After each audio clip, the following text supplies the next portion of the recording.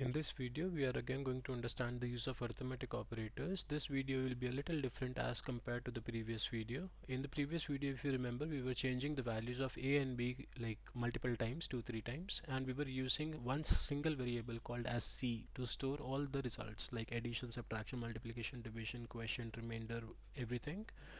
So up over here in this program we are using only two values. We are saying that a is 4 and b is 2, and we are using all different variables to store all the different values. So here you can see like we are saying addition of the two numbers a plus b will be stored in the variable sum.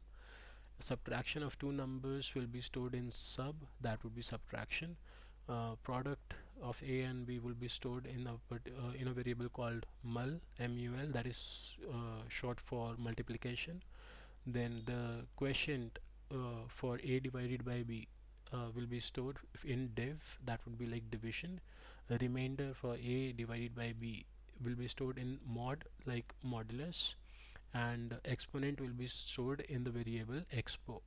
And after that we are just simply displaying the results, like addition of the numbers is sum, subtraction of numbers is sub, multiplication of numbers is mul, division of numbers is div, and remainder, that is modulus, is mod, exponent of a and b is expo.